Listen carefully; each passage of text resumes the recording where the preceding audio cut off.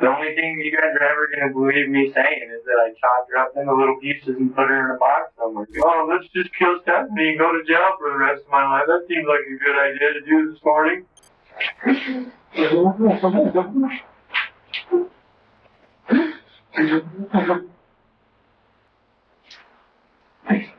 Oh, I'd just like to talk to my mom. Mom, I swear to God, I didn't hurt her. This is Kenneth Jones, a cold case killer who's about to get away with murder. But there's one fatal mistake he makes that seals his fate 10 years later. Stephanie, her boyfriend Michael, and their 4-month-old daughter lived in a duplex in Idaho Falls. Michael's half-brother Kenny and the men's mother Lynette resided there as well. On Monday, August 20th, Michael left for work at 6:45 a.m. and received a panicked call from his mother around 12:30 that afternoon. Stephanie had gone missing, and their 4-month-old daughter had been left alone at the house. Eerily, the only thing missing from the residence was Stephanie's cell phone. Eventually, Michael called the police. As it turns out, there was one person who saw Stephanie last, Michael's 19-year-old brother Kenny, who investigators sat down with only 3 days after her disappearance. It would take years for Kenny's lies to finally catch up with him, but when it all comes crumbling down, you'll witness his epic meltdown.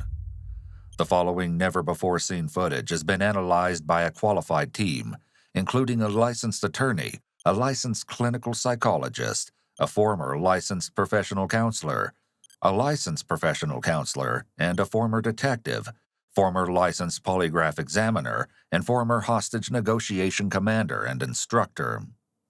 To start, Kenny explains that he woke up around 8 o'clock that morning and called his place of work, Cardone's Car Wash. And when you got home, Stephanie was there? Yep. Okay, who else was there? Nobody at that time. And then what happens? Stephanie said she'd be right back. I said, okay. Okay, so She left. My mom came. Talked to my mom for a minute. and she leaves just immediately after you got home? Yep, her and the baby.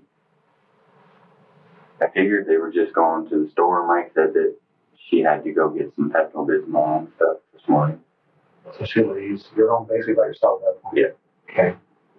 Then what happens? Stephanie comes home. You know what time that was? Not exactly. It was just 5 minutes after my mom left. Kenny's use of present tense as he's speaking gives the appearance that he's telling a story rather than what actually happened. Okay. And then what happens? I leave and go back to work to see. How long were you there for you? How long after Stephanie arrived did you leave? Just right away, pretty much. This is what is known as an exclusion qualifier, which is much different than a definitive answer as it leaves the door open to the possibility that he could be withholding information. Pretty much is an easy way to avoid technically lying. The suspect can justify in their mind that they told the truth. They just left out a little part. It's also a form of lying by omission. This is used frequently by skilled liars as they can justify in their minds telling only what they think the other person needs to know, or any other kind of justification they come up with to omit the whole truth. When detectives hear suspects using multiple qualifiers, they will likely see it as a red flag for possible deception. They will keep this in mind as Kenny continues with his story. He claims that he drove back to work to see if he was needed, whereas Gary apparently told him to take the day off. Next, the teenager drove to a friend, Colby's house, where he states that they played video games for 45 minutes. Kenny refers to Colby as Kobe throughout the interview. If I got a hold of Cardons and I talked to them, and they said that you didn't work Monday at all. Well, I work. The time clock doesn't show that. Well, then I must not hit the right button. You don't wait for confirmation that. Well, it's normally it says employee punched in, but normally it's just so automatic. We do it all the time. But there's a lot of times that you won't get punched in.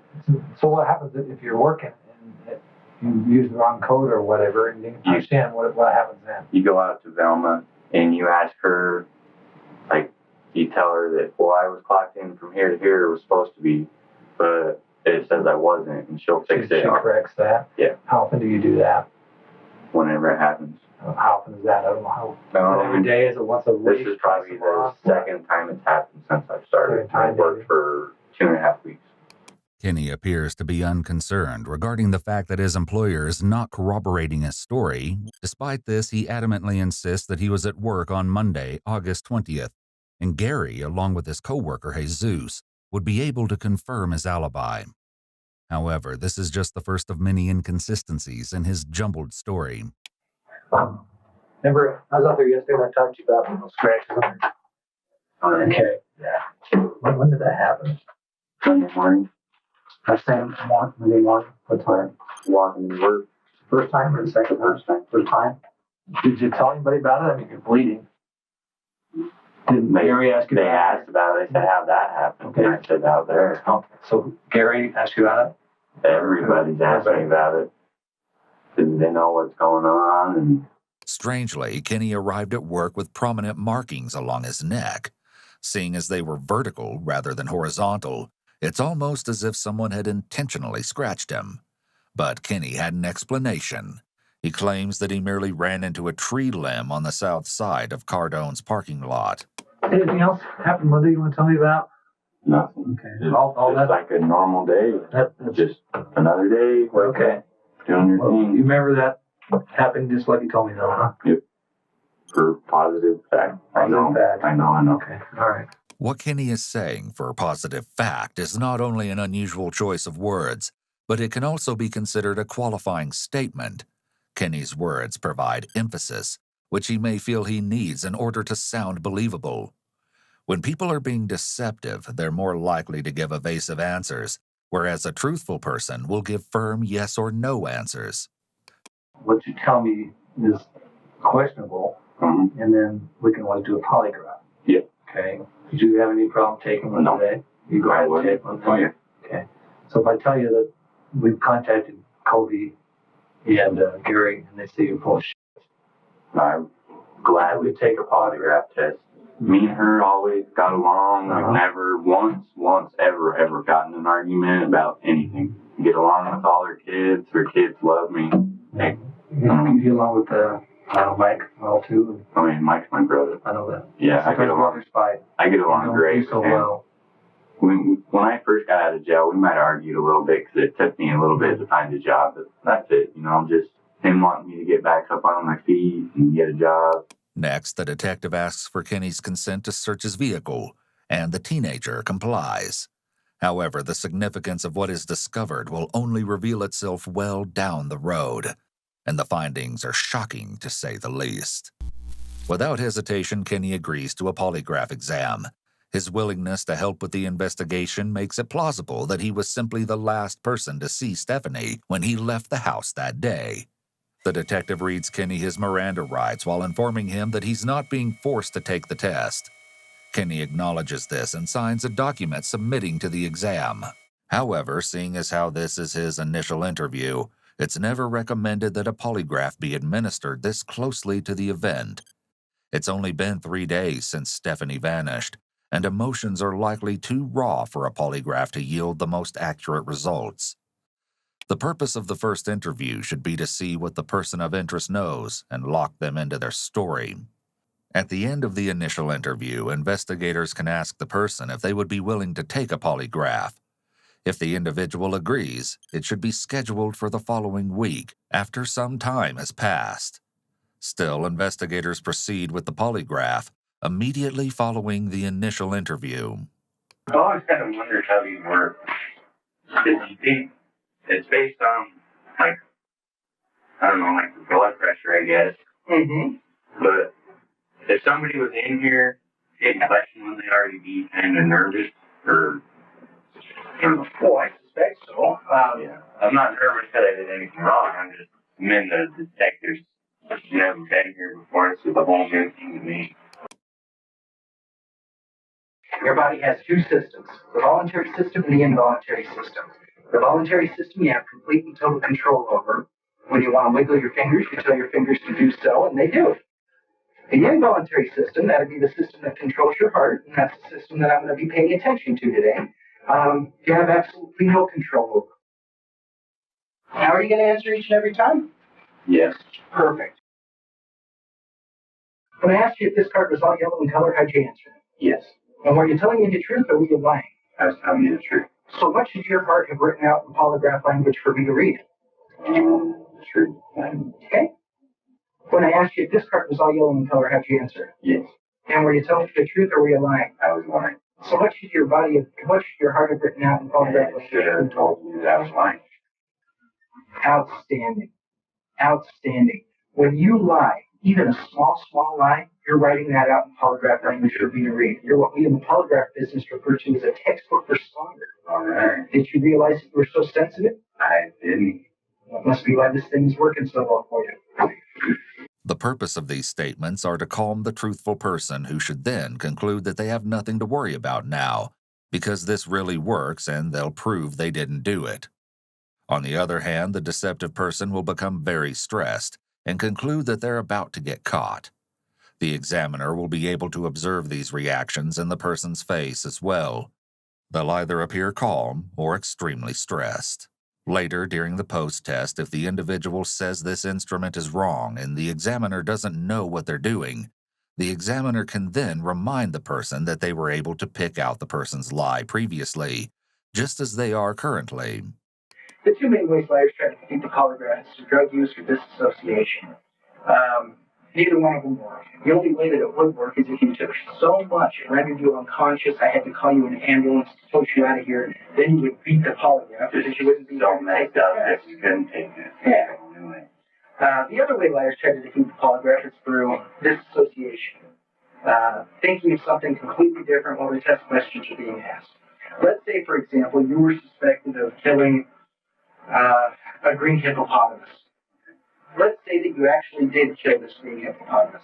Do you think your heart would forget about killing the green hippopotamus just by thinking about a dog? As soon as you said the green hippopotamus are illegal. Of course. Straight up. So what I'm telling you, Kenny, is this. There's only one way you can beat the polygraph. There's only one way I can beat the polygraph. There's only one way anyone can beat the polygraph. The only way to beat the polygraph is to not take the test. There's absolutely nothing you can do to keep this thing from working on you here today. According to our polygraph expert, who's also a former instructor, the polygraph consists of 3 stages, including the pre-test, the in-test, and the post-test. The purpose of the pre-test is to ensure the person is calm and relaxed, as anyone would be nervous in this type of situation. Part of the pre-test would include letting the person give their side of the story, and also allowing them an opportunity to confess and save face. Now, when it comes to Stephanie, if what we got going here is that something has happened and you're very nervous about coming forward because of all the tension in the family and things like that, I want you to get over that, because inevitably the truth will come out, and it looks a hell of a lot better if the truth comes out at your mouth, rather than somebody else, or through facts or through evidence. It just looks better that way. There are 5 different strategies a liar might use during an interrogation, which are known as stancer, trancer, romancer, insulator, and prancer. Notice how often Kenny nods his head in agreement with the detective or tries to finish his sentences. This indicates that he may fit best with the romancer strategy of lying, because he's likely trying to please the detective so he won't consider him to be a suspect. However, the detective doesn't fall for this, as he's about to confront Kenny with another piece of conflicting information, yet again painting him in a bad light. There's been a couple things that have since developed, and that's what I really want to talk to you about. Okay. What about Kobe? You said you were over at Kobe's house. Yeah. Kobe was contacted. You know what I said? I have no idea. He hadn't seen you in 5 months. You see me? Yes, he had. Colby claims that Kenny had only ventured over to his house 2 or 3 times in the past to play video games, but nothing more. He asserts that Kenny was never at his house on Monday, August 20th, and tells the detective that he had been working from 7 a.m. to 3 p.m. that day at Murray Painting and returned to his house thereafter. This would later be confirmed through Colby's employer. His wife, Tori, made sure that her husband was present at all times during the teenager's visits, as he made her feel rather uncomfortable, although the reasoning behind this is unclear. She also denies to ever seeing Kenny on that Monday. If something happened, I want you to tell me about it. I need the explanation from you, because the problem with people is they start making their own assumptions. The thing that, I don't know, that troubles me the most, I don't know about everybody else, is that the neighbor didn't hear anything. And if somebody were to come in our house and try to abduct her, the neighbors would hear her scream. Because the family resides in a duplex, it would have been easy for the neighbors to hear of any disturbances. However, they did report to Michael that it was unusually quiet that morning. She's not really a little girl. I mean, she's small, kind of, but somebody were to try and hurt her, she would fight. I mean, she would, fight. Oh, she'd fight. I bet she would swing balls, punch it, and scream, and try to pick up anything she could. Kenny may not realize it here, but he's giving a possible explanation for the scratches found on his neck. I can't even imagine what it'd be like to shower. I mean, her oldest daughter, she's gonna freak. She's so cute. I don't know. Kids are owed explanations. If somebody's taken away from them, I don't really sorry for it because I'm just so young and just old enough that she'll remember, but she'll never know. It's bad. Breaks my heart. yeah. I don't see what's gonna happen. We were all so happy. When something comes up, if somebody knew something, you would expect. Want them to come out and tell. It's just odd not knowing what happened. So I don't know whether to be sad because I don't know if she's okay or I don't know. We've had a case like this before in the past, and what happened in that case was there was a bit of an argument, and the guy lost his temper, accidentally killed him, and then put the body. That's what happened to us. See how somebody could have to be sick. Take note of how Kenny uses the word sick to describe someone who accidentally takes the life of another person. If a suspect is guilty, they usually won't make negative statements about actions that they themselves committed. This is similar to how guilty people respond to the punishment question, as they're unlikely to agree to a severe punishment when given a hypothetical scenario of a crime that's similar to what they committed. In addition, the detective is likely setting up the potential theme of what happened to Stephanie being an accident. By mentioning a similar case, he's trying to normalize the crime in order to make it easier for Kenny to elicit a possible confession. What type of person would do something like this? I think it's just a sick person, not like mental or anything. They're just like sick in the head. Like they don't Was it realize. possible they could have a good reason?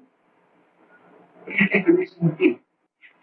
I don't know. Stephanie didn't have any enemies. Nobody ever came to the house mad at her. Nobody ever called her phone threatening her. My mom said she had one guy in her group that his name was, that would call her. I guess Stephanie said it never really freaked her out, but it annoyed her because how much he called. And I guess he called that morning, but she didn't answer. What should happen to a person that did something like this? The world's full of second chances. Is it possible that this guy didn't mean for it to happen and deserves to be, given probation? It doesn't matter. It didn't mean for it to happen. like saying you accidentally were drunk and had a kid in your car. I mean, that doesn't make it right just because you didn't mean for it to happen. I think whatever happened is being punished. I mean, What about the punishment? I don't know whether they give them the death penalties or life in prison. Although Kenny is giving the right answers, there is an upward inflection in his voice. Death penalties or life in prison. An innocent, truthful person would be more likely to respond with a strong punishment and a firm tone of voice. This suggests that Kenny isn't confident in his response, but instead is asking the detective if these should be the punishments, once again placing him in the romancer category of lying. It's also possible that he's digging for information to see if the detective will provide any feedback about whether these would be the punishments for someone harming Stephanie, or if the punishment could possibly be less severe. But as the twisted story continues, authorities are faced with another shocking revelation. According to an inmate who had previously served time with Stephanie, she was apparently never well liked by fellow inmates. Although it's important to remember that this was just one person's opinion of Stephanie, and the validity of the statement is unknown. Other inmates may not share in this belief. However, police now have to consider the possibility that someone else may have set a deadly plan into motion due to an unknown motive. Given Stephanie's past substance use, authorities are confounded with an endless list of people who may know more than they're letting on. It seemed that the mountain of possibilities was only growing higher as each new piece of information was introduced. Is it possible that there would be any sort of DNA, Stephanie's DNA found on any of your clothing or in your car or something like that? I offered them to search my car. I offered them anything they want, and they know where to find me. We're at home. Now, what about Jesus, Kobe, and Gary? Pretty much saying that you weren't where you say you were. Are they lying? They have to be. I was at Kobe's house over there. He had a Nintendo Wii. Kenny suddenly sniffs, as well if you watch the change in his hand movements when he's talking to when he's being questioned about his alibi. There's a freeze. When his hands start working again, there's a delay in his emphasis. This is referred to as mismatching illustrators. You can see when he starts listing the information about the games, which he's knowledgeable about, his illustrators line back up. That we played. I can even tell you the game we played. What game? It's called Wii Sports. It has like boxing, tennis, golf, has track, I mean all kinds of stuff on it, all kinds of different games. Did you help murder Stephanie? No. Did you murder Stephanie? No. Was Stephanie all right the last time you saw her? Yes. Right now, can you take me to Stephanie? No. A polygraph should be a single-issue test. Relevant questions should be short and direct. The examiner just listed off a sequence of 4 questions for Kenny. However, there was a problem with one of his questions, as the answer elicited was yes, while it should have been framed in a way that the response would have been no. Now, the more familiar you are with your questions, you kind of have to determine whether you're telling me the truth or lying. So, what I'd like you to do is take some time, look over your questions. It may take me some time. And I'll be back with you in just 4 minutes. Okay. Once the detective returns, the actual test begins, where Kenny is given the same questions. He doesn't change one single answer, even when asked again in a different order. The detective leaves the room to obtain the official chart results, but Kenny is left in an anxious state as he begins to fidget. He also yawns, possibly indicating shallow breathing due to a fight-or-flight response. Okay. I might know what question was that kind of messed me up. What question? One, you asked me, did you murder Stephanie? When I was sitting like this, I got kind of thought, and I heard your voice, I kind of jumped. Oh, okay. Startled me a little. This is a significant comment from Kenny because he's acknowledging that his response is going to reflect an undesired reaction. Yeah, don't think about it for a second. No, you do that. All right. Well, Kenny, what do you think of what regards to the rest of the Stephanie and the audience and all that? Going through. And how soon would you like to know the results of your exam? And, Anytime, whenever? Okay. Would you give it 10 minutes and I'll go do that. I'll go in and watch the show. alright. Is this the picture they put on the news? I don't watch her. They showed her mugshot on the news. We thought that was kind of messed up. Oh, Because we gave the news the nice picture of the kids and stuff. And my mom said that their mugshot on. well, perhaps that's the most recent. Oftentimes that's what They could have been because she just went to jail. Yeah. Trying to avoid the discomfort that Stephanie's picture causes him, Kenny initiates small talk and sits as far away from her picture as possible. However, when the detective leaves the room, the suspect decides to rest his eyes, although they will be wide open in the coming minutes as the interrogation is about to take a drastic turn.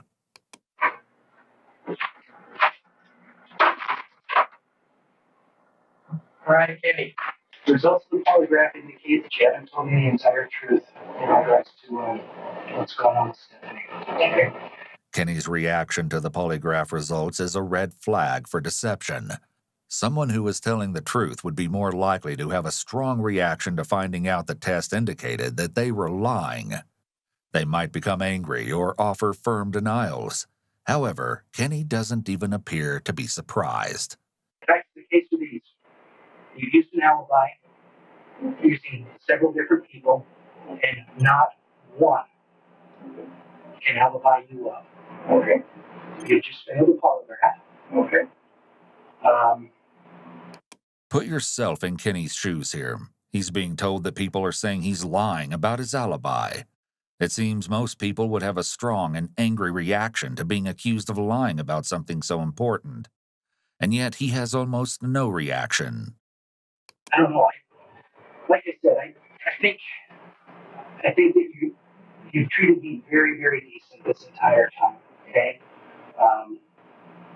I don't think that you're trying to play me for a fool. That's not what we got going here. Okay. Okay. Good. You don't think I'm stupid. No, I know. Okay. Thank God. The reason I think you might have said that, and I don't want to say this because I don't want to get you in trouble. So if I said something to you, you wouldn't let go arrest him. No. Depends. Well, then, see, there's nothing to do with Stephanie or anything. Okay. Having that But said, he sells drugs. So somebody calls and this is Detective so-and-so, and we want to ask you a couple questions about Kenny. Right away, I'm pretty sure he'd say no.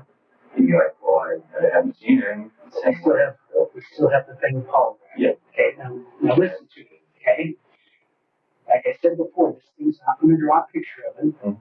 It's not going to draw a picture of it. And I need that from you. Detectives trained in the Reed technique are taught that once the evidence clearly points to a suspect, they should minimize the frequency of the suspect's denials. This prevents the suspect from establishing confidence in their lies, as the more times they repeat something, the stronger they may hold on to their story. But the technology that we have today, there's just no way that if you're responsible or have a part, there's no way that you're going to walk away from this. Oh, I know that. Now, having that said, what we need to concentrate on here is damage control. Kenny is unaware to the fact that the authorities have already uncovered critical pieces of evidence within the home. Still, he maintains his innocence. I just want Stephanie to come home. Me too. Where's she at, Kenny? I don't know where she's at, but I haven't been completely honest. We did get in an argument that morning after she came back. And when I left, and I said I went back to work and stuff, I was just driving around going off steam. Then when I came back, my mom said that she was gone. and that she was missing. And then I just started getting worried that it was all going to point to me. So that's why I tried saying that crap. But we did get in an argument that day. What were you guys arguing? I went in to wake her up. She used her phone and woke the baby up. And she said, God damn it, can't you just grab your phone? You know, and you're trying to sleep. And I said, well, God, if you're going to be a bitch about it, I'll just leave. I used the phone and let you call. I did. Kenny states that he made the phone call to his dad after he'd already called his place of work. However, his story is quickly falling apart. I'm having difficulty figuring this part out. If you call your dad after you call work, how come the phone was in her room and she was asleep? I remember. I mean, and the reason you're having a hard time is because you're not telling me the truth. Listen to me, okay? Here's the problem. When a person recalls events, put your foot down, relax. When a person recalls events, it's a heck of a lot easier to recall them because they're true. If I were to ask you, tell me about the first birthday party you can remember, you could take me from beginning to end. Because it happened. It's an actual event. The reason people can't keep up with their stories is because it's not true. The detective slowly begins to invade Kenny's space in order to instill a high sense of anxiety, which seems to be working. Real men tell the truth. It takes a lot of balls to tell the truth. Here, I'm starting right now. 8:30 in the morning, not 8:30, I woke up. 8:30, I called work and told them that my dad had to come fix my car and that I wouldn't be coming in. From Stephanie's phone. Yes. And they said, okay. Okay, Kenny, hold up right there, all right? Why are you lying to me about going to work? You know what I mean? I was trying to put myself in a place away from the house. Because when my mom... Pay attention and watch close. Why would you want to put yourself away from the house if you had nothing to do with her missing? I understand that completely. Okay. Now all fingers are like, well, why did he lie about going to work? You're damn right. And why is he lying about phone calls? You're damn right. Okay? Damage control. Let's go pick Stephanie up. Let's go get her. Okay? I swear to God, I do not know where she is. Kenny has just displayed a few cluster signs of anxiety. The hand rubbing, the self-soothing face rubbing, the shifting in the chair, and his statement saying that he swears to God. We had been in an argument that morning.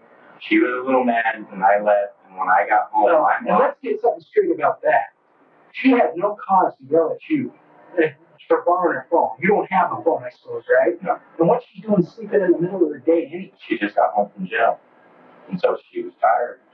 What do you do at jail except for sleep and watch TV? I don't buy into that at all. I don't think she had any reason to argue with you over that, over trying to use her phone. It wasn't about using her phone. It was because I woke her and the baby up, and the baby started crying. Kenny goes over the timeline of events once more, but the detective isn't buying it. As we will come to learn, his story is full of holes, and this will only be further confirmed by his mother when her account of events is later revealed. I would have no reason to murder her. I mean, I would not gain anything from it. I wouldn't gain money. I wouldn't gain anything. There would be no logical reason to do it. If we were got in a yelling, screaming argument, fighting, or something, the neighbors would have heard us. For dead sure they would have heard something happen in the house. No matter where we were at, downstairs, upstairs, in the bedroom with the door shut, it wouldn't matter. The neighbors would have heard us. Okay? So you beat that into my head from our entire contact that she didn't scream, she didn't make any sort of sounds. This is going to make you look very, very cold-hearted.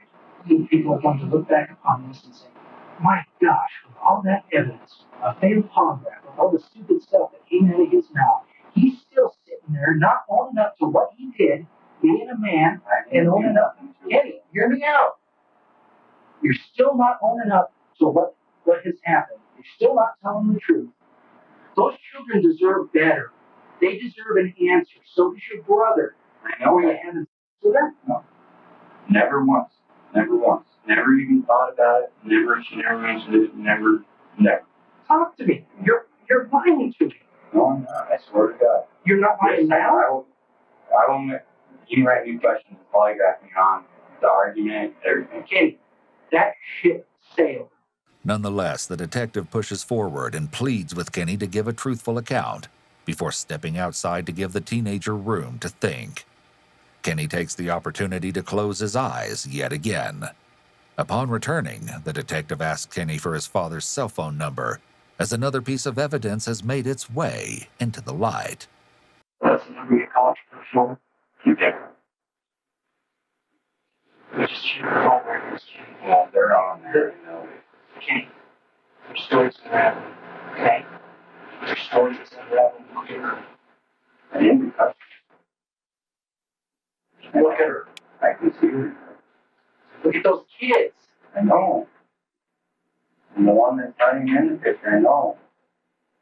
I didn't touch her. I mean, I had no reason to, and I don't know where she's at. I wish you'd come home.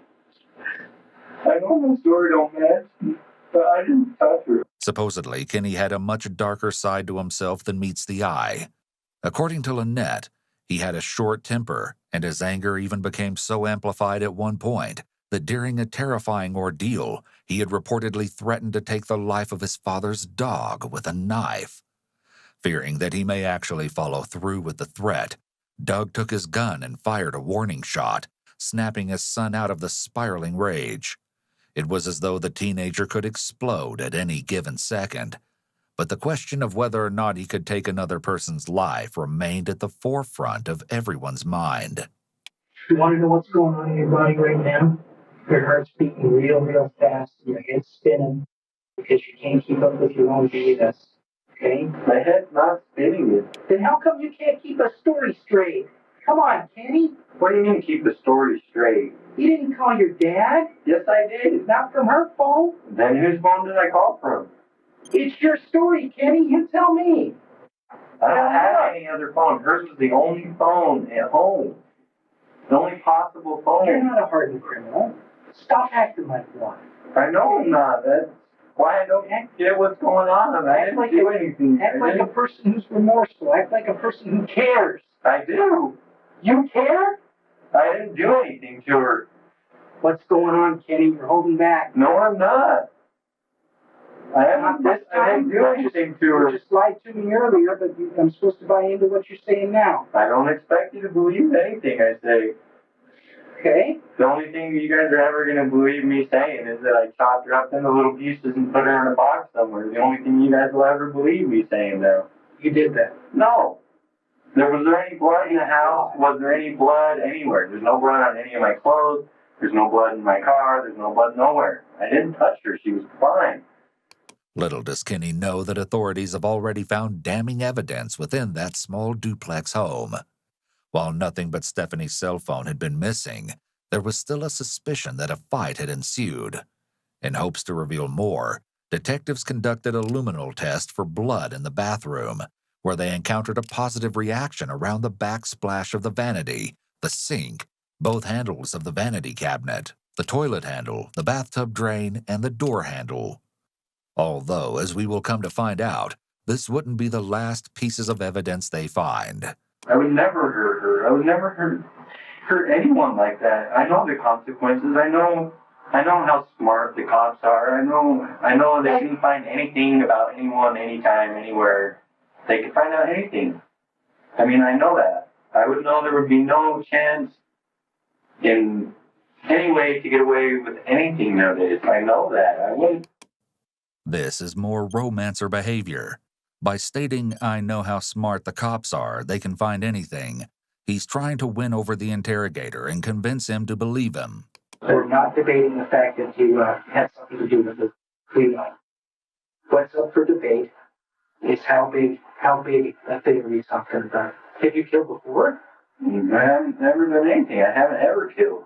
Never. I haven't ever hurt somebody. I didn't touch her. She was fine. Living, breathing. So you're going to leave here and go look in your brother's eyes and tell him how you did on the polygraph. You're going to go look at your brother, look in his eyes, and tell him that every time you opened your gap, it was a lie. You're going to go tell him that. You're damn right he's going to be mad. Why would I didn't do anything to her. Kenny, there's more to the fight. No, there isn't. Yeah, there is. No. Hey, I don't see why you smile. This isn't a laughing matter. it's not. It's not. But The argument was wow, nothing. what we've got going here, I'm smiling because you treat me like a. No, I'm not. You treat me like I'm stupid. No, I'm not. And I can already see I'm myself, but I didn't hurt her. I didn't. She was fine. Okay. You can see that you already yourself. Yeah. Okay. You want? I agree. The best way to yourself would be to just give it up. Okay. You in the cars? Yeah. Okay. You got a 1968 Camaro. Somebody puts a dent in the quarter panel. Just trash the car. Take it to the junkyard. No, you Then why you fix it? So why on earth are you willing to scrap your entire life on something? Why would I admit to something I didn't do? This would be throwing my life away. Kenny, don't even start with that. We'll give you a crash course in polygraph. Question number 5. Did you murder her? Oh, look at his blood pressure. Look at that. I didn't touch her. I didn't hurt her. I didn't murder her. I already told you when you asked me that question, I jumped. Did you murder Stephanie? No. When I heard your voice, I kind of jumped a little bit. 3 times. 90% of the time, people don't have reasons to do it. They have no gain from it. I know that you were number one. What would be the point? Oh, let's just kill Stephanie and go to jail for the rest of my life. That seems like a good idea to do this morning. You are a liar. I don't see how you say I'm lying when all I'm doing is sitting here fine. I'm not moving. I might go like this, or Kenny, I'm looking you straight in the eye while I'm talking to you. I know is that what truthful people do? I'm not saying that's truthful people, but I mean, I don't see what. You're full of it, okay? You are a liar. That's been proven. I've been a liar my whole life. Kenny shares the common misconception that eye contact insinuates honesty. Many of us are taught from a young age to look at people, especially adults, in the eye when speaking to them. However, unwavering eye contact can be considered nonverbal communication indicating dishonesty. The deceptive person looks for cues in the listener's facial expressions, gestures, and overall nonverbal communication to see if their dishonesty is successful. As Kenny admits to being a lifelong liar, he might think that sharing this character flaw would make him appear honest and willing. In actuality, this is working more to reveal a core characteristic of antisocial personality disorder. Individuals with antisocial personality disorder can lie for many reasons, but it's primarily to manipulate others and get what they desire. But I wouldn't lie about killing somebody. I wouldn't. So you're okay with that? You're okay No. with being a liar? You're okay Are with you saying you've never lied in your life? You saying you've never said anything that you've never lied? Never in your whole life? Never ever. All right then. Was you a liar too then? I don't lie when I'm looking right at it. Straight in the face. All the evidence is there. Well, if you have all the evidence, then where is she? He eventually breaks into uncontrollable sobbing. However, it's obvious that not a single tear is for the missing mother. Next, he waves his arms at the camera and motions to his ear, wishing to use a phone. He takes the picture of Stephanie and her kids, but is unable to actually look. Please, God, just let her go home. Mom, I swear to God I didn't hurt her. I swear to God. I would never do that to you guys. Never in my life. What happened? Nothing is wrong, I know.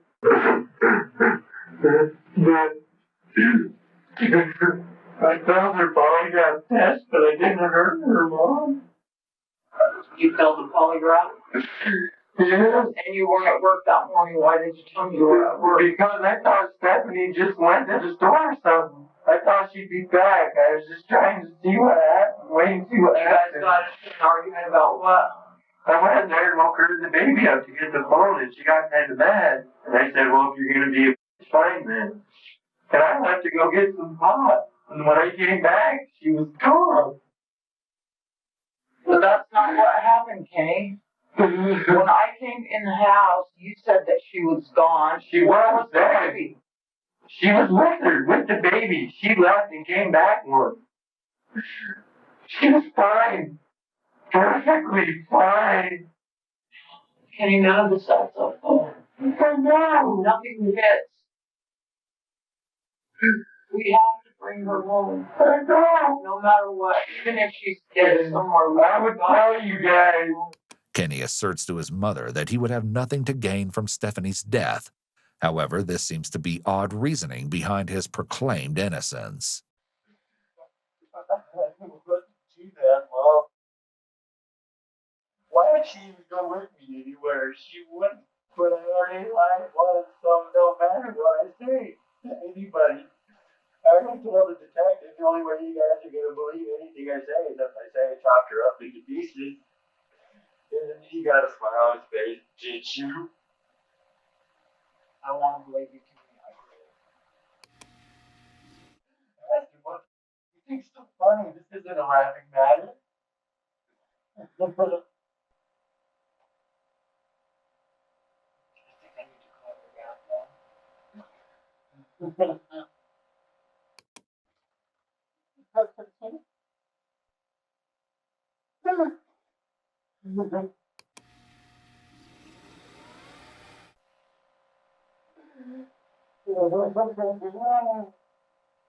Next, Lynette calls Michael, requesting that he make his way down to the station.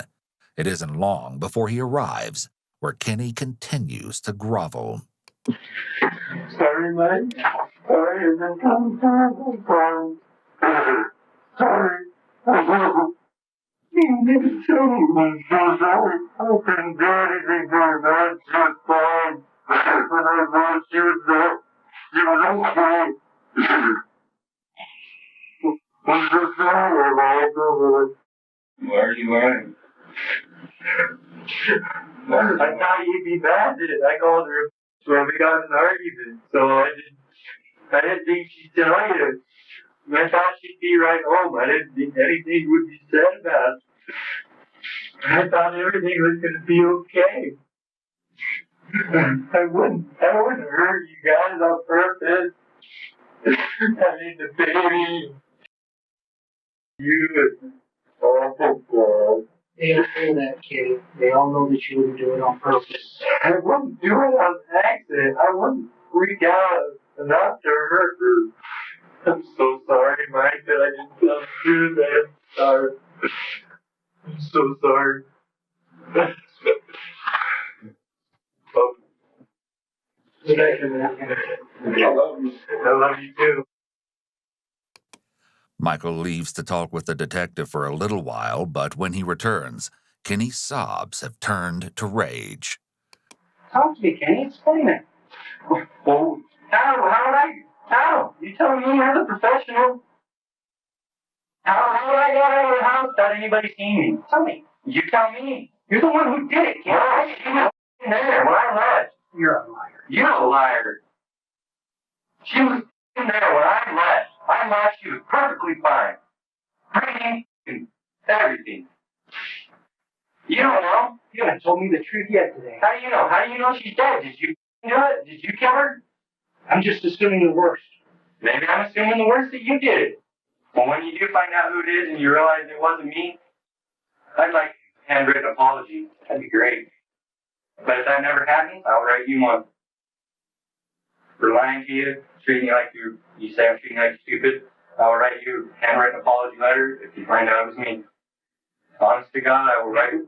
No, I'll I write don't you. want that. I'll write you word for word the story, everything. When I find out, yeah, that's what I want. The truth. Okay? Yeah. You promise me the truth. I will shake on it.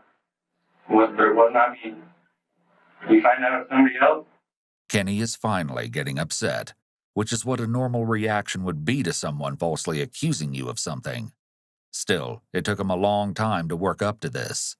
He appears to be a skilled liar, and once he sees that the other tactic isn't working, he switches and tries to pretend he's a man of honor by offering to shake on it. This is just a shift in his mode of deception. Okay, you're on. All right, no one touch my hand.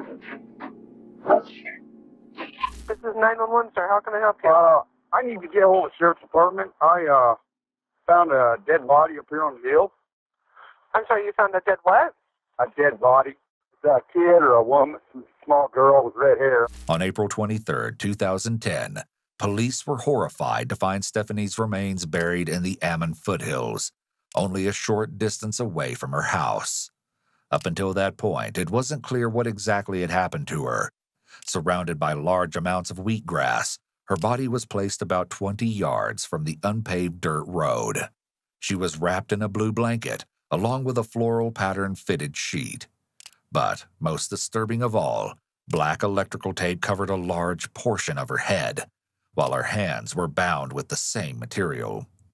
Because the body had been decaying for an extended period of time, an autopsy couldn't directly pinpoint a cause of death. However, the ultimate conclusion was undetermined violence with binding of the body. Although the authorities were sure that the remains belonged to the missing mother, dental records had to confirm the gut-wrenching news. Stephanie's family could finally bring her home, but the question of how she passed would continue to haunt them. On April 30th, 7 days after the shocking discovery, Kenny is brought in for another interview. However, this time around, his story is even more conflicting than before, leaving everyone to wonder when the nightmare will finally be over. Have you talked to your mom at all the last little bit? Yeah, I did. She told you anything about kind of what's going on? Kind of, a little bit. I've been watching the news, so I kind of know a little bit about what's happened or what's going on yet. Notice that the officer has immediately started the conversation in a position known as the confession position, and Kenny mirrors him, also sitting in a similar manner. The idea behind this is that this position is one that is more likely to encourage honesty and hopefully a confession. What you heard from Mom? Guys found a body, and he identified it as her. And I learned from the news that it was on Sunnyside Road that had access to windmills or something. I know it's been 2.5 years. Yeah, bro. Well, almost. It doesn't seem that long. But you still kind of remember that day? Yeah, a little bit. My story hasn't changed. I was supposed to be at work early. And I got to the workplace on time, but decided, I'm not going to go to work. And I just walked out and left. I never even made it into the building or nothing. Just walked around the back of the building where I could see how busy work was and figured out screw this. This differs from his original story that he initially claimed to have walked into work and spoke with his manager Gary before supposedly clocking in for 45 minutes. Well, I worked 45 minutes. That morning, if I remember right, you needed to use the phone for some reason. Yeah, I used it to call work, tell them that I told them I was going to be late. And then that was the last I used it. You got the phone, where did you get that from? I got it from Stephanie Remember where she was when you got that phone? in the living room. I decided, hey, can I use your phone? Yeah, here you go. Once again, this is another discrepancy, as he'd previously told the detective in 2007 that he'd woken Stephanie up to use her phone. I went in to wake her up. She used her phone and woke the baby up. And she said, God damn it, can you just grab the phone? You're trying to sleep. And I said, well, God, if you're going to be about it, I'll just leave. So she goes where you think she goes to the store, and I assumed that's where she went to the store. Why'd you assume that? Because she said she'd just be right back. Oh, okay. And she took the baby was No, she left the baby there. I watched the baby. Oh, okay. You get your baby's And my mom got there and everything. And then when she found the baby, I don't know what happened. And when I got back, my mom was already there. My brother was there. So I'm guessing that she had to arrive shortly after I left, within 10 to 15 minutes. And backtracking just a tad there, you said that you watched the baby. Just for a second. Then where did the baby go?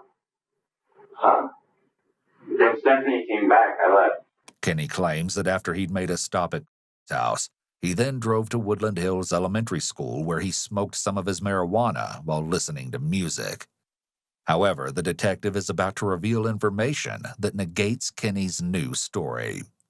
So my mom asked me, she said, "Hey, where's Stephanie?" And I said, "She went to the store and watching the baby for a second." I said, "Oh, all right, I'll be right back."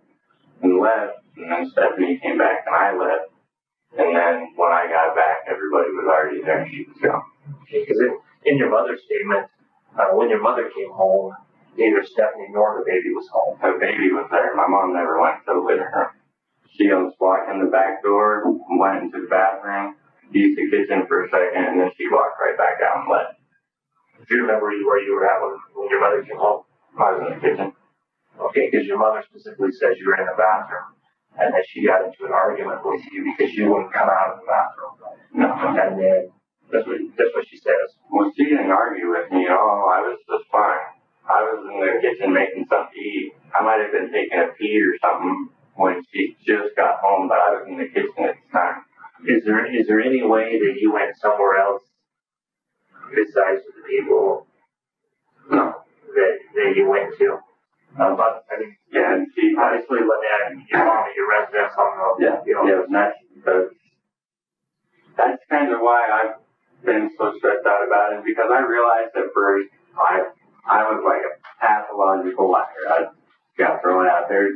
Then once I realized what was going on and no body was ever found, I realized, what if they don't find anything that specifically points to you or you?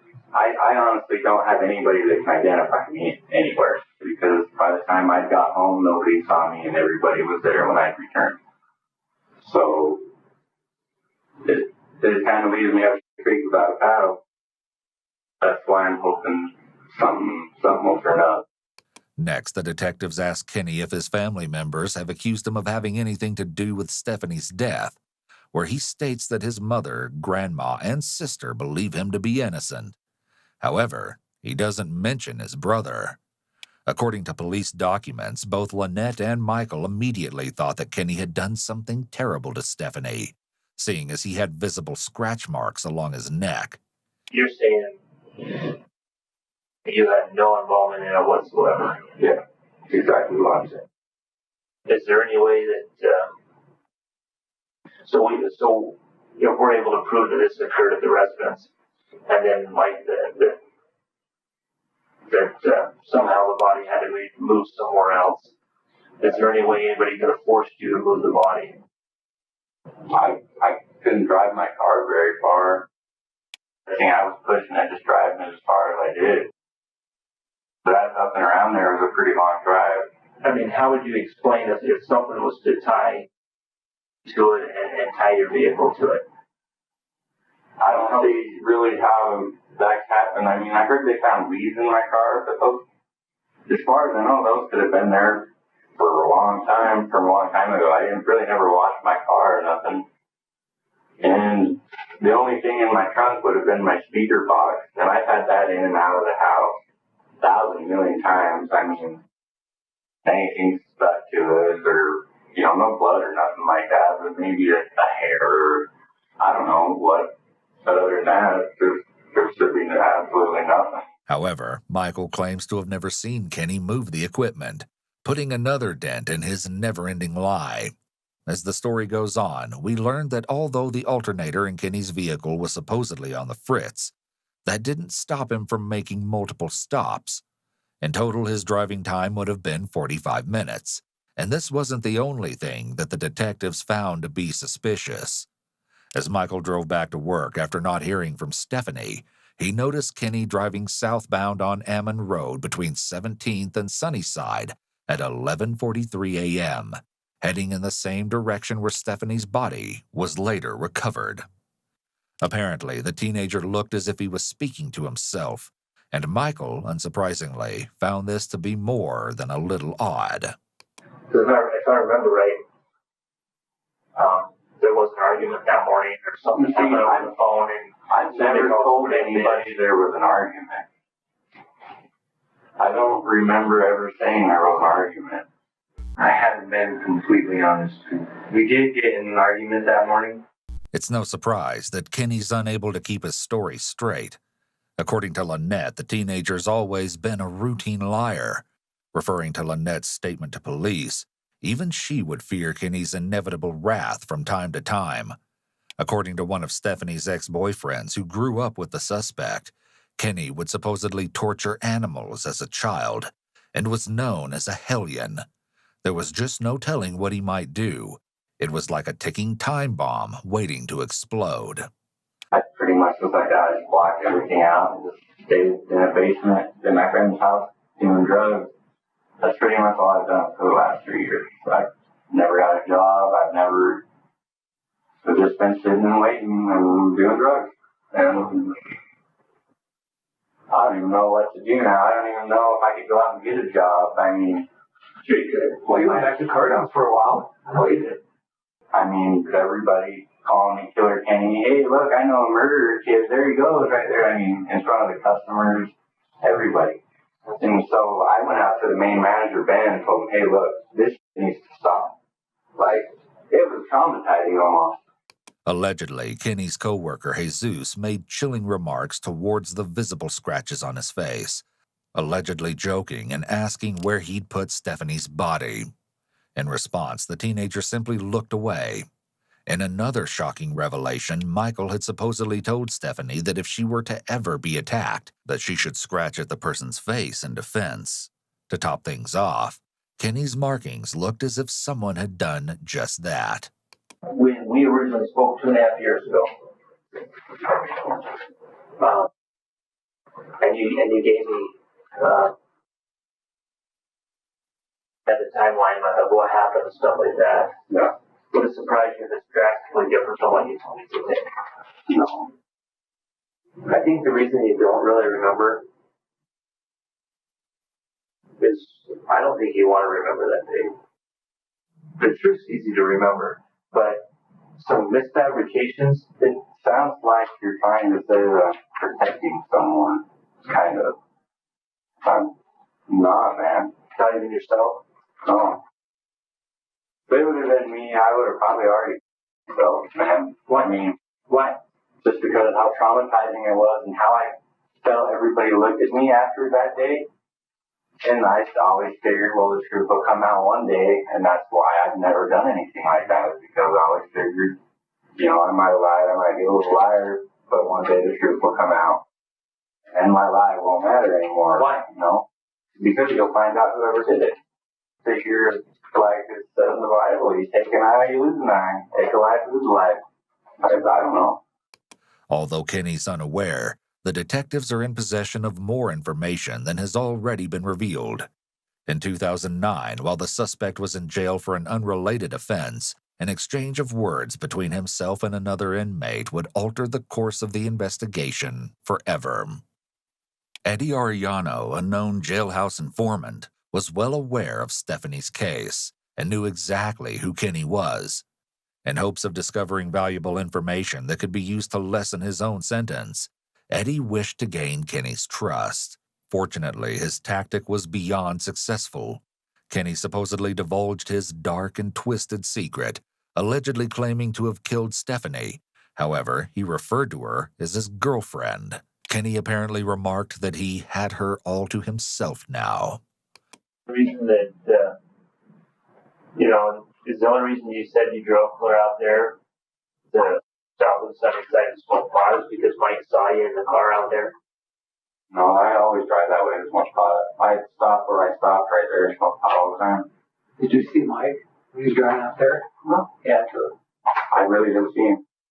Well, he's going to be a big delivery truck. Good to see that. You know, seeing you because he knows your car. Well, I wasn't looking for him. Wasn't paying attention. I really didn't see my brother. Is there any reason why Mike would fabricate that? I'm not going to say, how can I even answer correctly when I'm not positive which road it is, which... Why would Mike say he saw you out there. I'll find Well, if it's on the road, I turned and drove and smoked pot. He probably saw me because I was smoking pot. So he's not making it up. Well, if he saw me out there where I was driving the pot, yeah, he probably did see me. I'm not gonna. Do you think we're making this stuff up?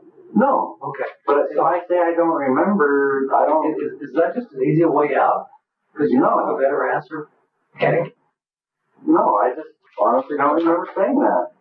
You're just trying to twist my words around and get me mad or something. No, I'm not You making are. mad. You did this 2.5 years ago. Same thing. I never made you mad. Yeah, you were rude the whole time, man. That's why my mom doesn't want to talk to you either. Because you're rude. Yes. I'm rude these days, Kenny. You're kind of being rude. You just don't like what I'm saying. No, it's just how you say it. He's great. He's Oh, I not. know he's the best. He talks to you like a person, actually. I like him. He's really good. He is. Okay. I just have You can learn a couple things. I hope to. Nothing broken in the house. Nothing tipped over. Nothing. Like somebody had a gun and told her, "You leave right now, or I'll kill your child."